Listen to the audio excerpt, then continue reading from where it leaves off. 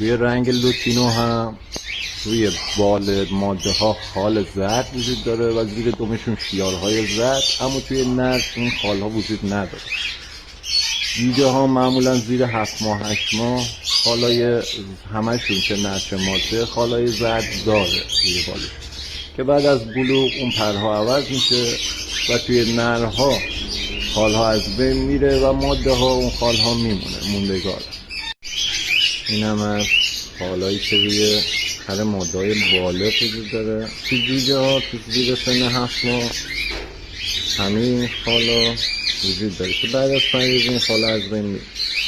سری شیار هم روی دوم های این ماده ها وجود داره. این هم توی پرهای نر که این خالا وجود نداره. تو پست های بعدی راه جلوگیری از مرگ و میر جوجه های تازه در آمده رو بهتون آموزش میدم.